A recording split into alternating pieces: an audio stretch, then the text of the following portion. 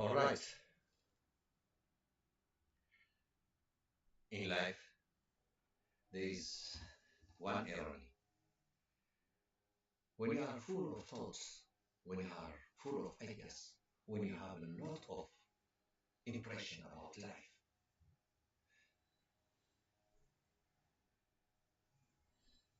you have less possibility, less capacity, less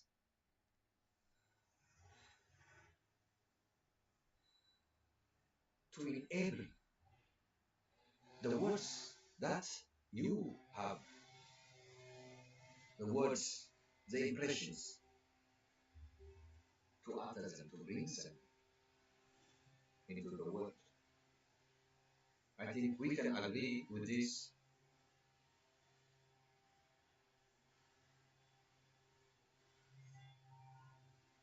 People who are empathic know this very good. We are just like a sponge taking a lot of impressions from all sides and at the same time feeling dormant, completely not reacting. Or we live in reaction, more or less. This is the irony of life. There is a lot of irony, and one of this irony is that the more you have collected thoughts, knowledge, insights, wisdom, impressions, the less you can bring them to life. There must be a kind of an alignment to make all this. It is just like a devil playing in your mind and not letting you speak the words you want to speak. It can even happen that there are some things which come from every side and block you and destroy you and devastate you. So what the hell can I say at this very moment? I can only say, devastate me to make me strong. Destroy me to make me strong. It is so painful to say this because the cruelty of search, there is nothing cruel in this world than searching God at the same time. And at the same time, it is the most beautiful thing. You feel that you are wasting time. Wasting time, day in, day in, out. We know all this. But in spirituality, in the Bible, it's not a wasting time. It is a moment of waiting. It is a time of preservation. We have to preserve ourselves, not knowing what is going to happen tomorrow, not knowing what is going to happen the next minute. Even though we have tried many modalities, we have read a lot of books, we have collected insights,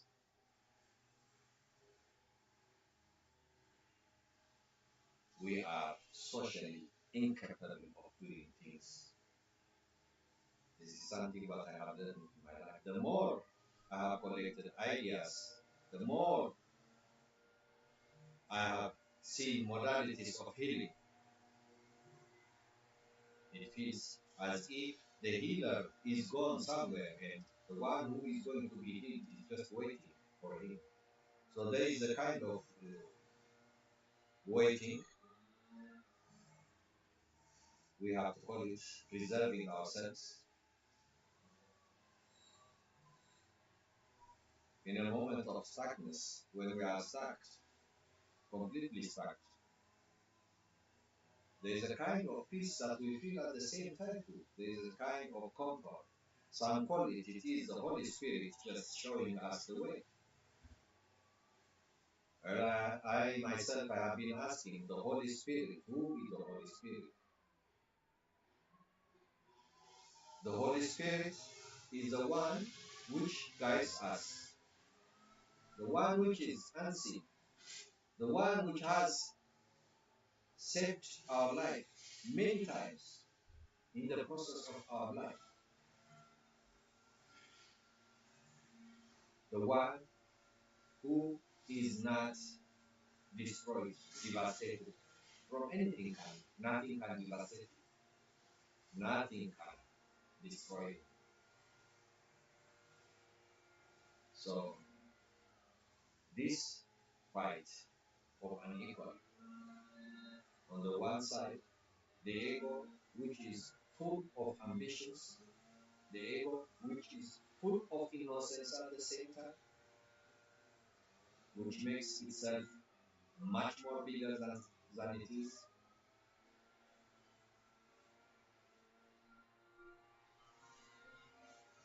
the ego, which is the compulsive energy in our life, in our body. It is just like an orbit, or it is orbiting us in our life, not to die. I mean, not to die. The ego wants to preserve itself also.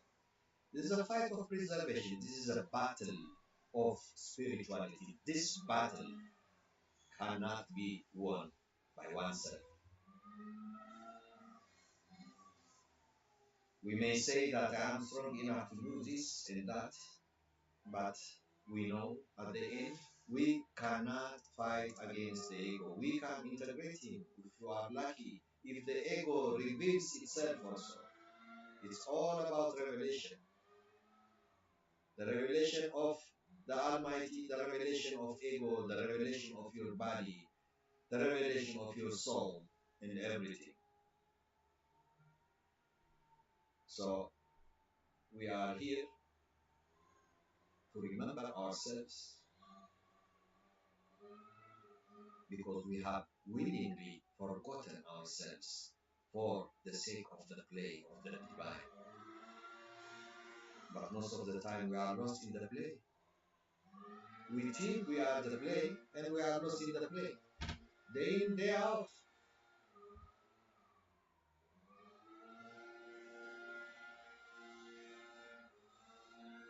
Well, someone has said it feels as if God is somewhere in holiday.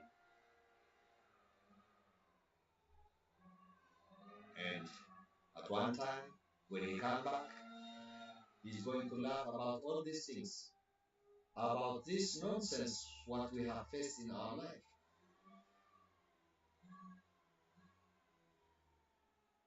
about the fight we have done in our life.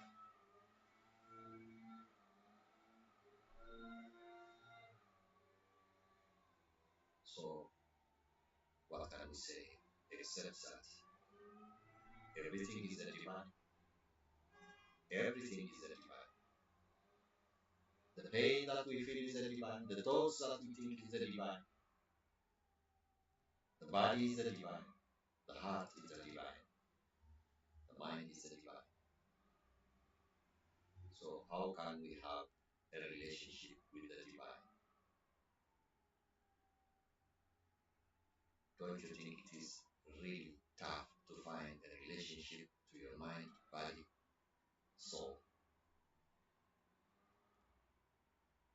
Only the divine can do it. It's such a difficult, a tough routine in life. No matter if you are really highly spiritual, no matter how vibrational high you are, there is all the time the low too. The low vibration is there to be recognized.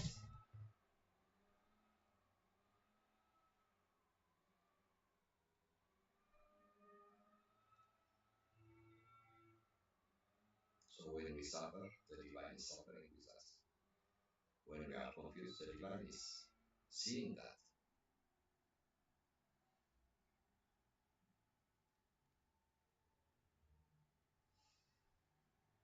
We are here to remember ourselves, no matter how long it takes, no matter what we have gone through, no matter what modalities we have tried. We are here to remember ourselves as the divine that we are.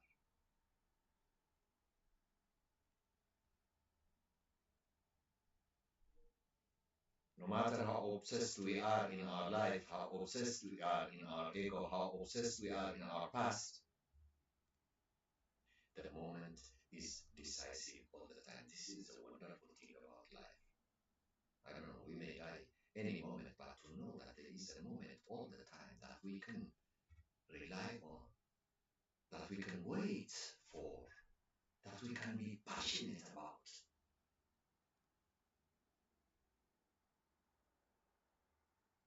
There is an artist inside us which is completely oppressed. So, one who has gone spiritual way, one who has seen self exploration, he knows that we are just doing, seeing patterns, the same patterns.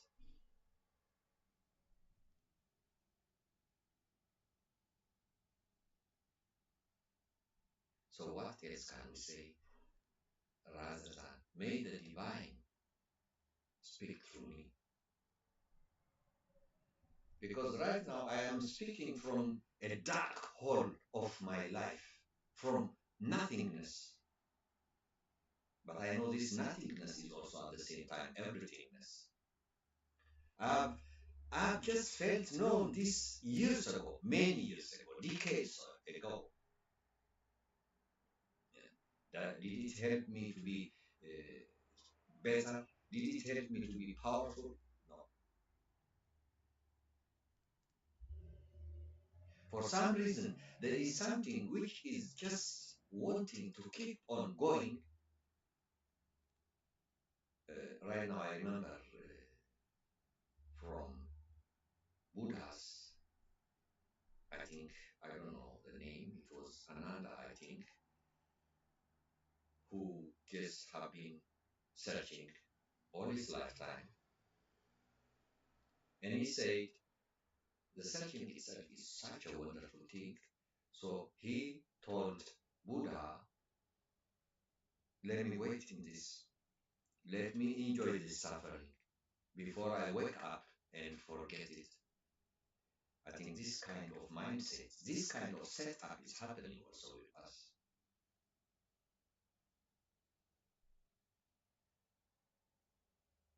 But the divine is all the time the divine. It was yesterday, it was today, it is today, and it will be tomorrow.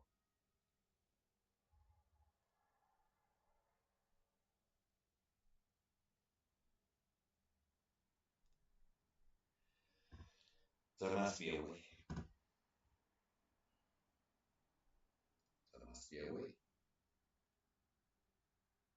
The way that we hear all the time that we have to say it's okay to be confused, okay to be this and that, it's okay to suffer, it's okay to have heart pain, it's okay to be victimized, because most of the time victimhood comes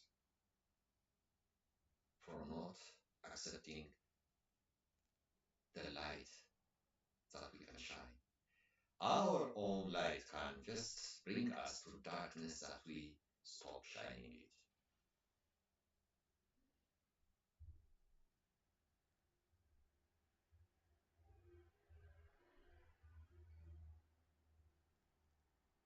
So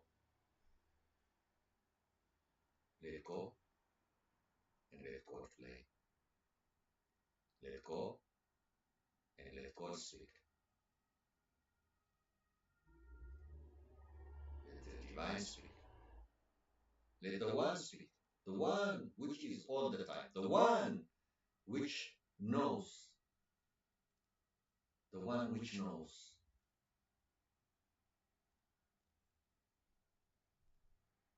Look,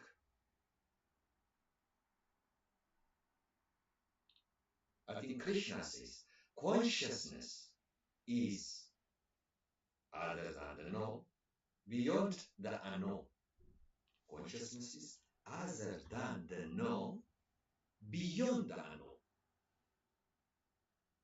How big, how powerful that our little mind grasps this, understand this, know this.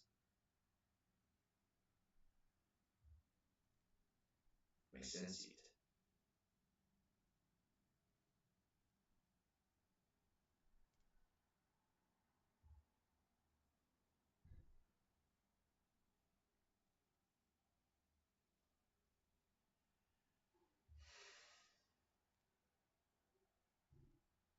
Consciousnesses, once again, other than the know, beyond the unknown.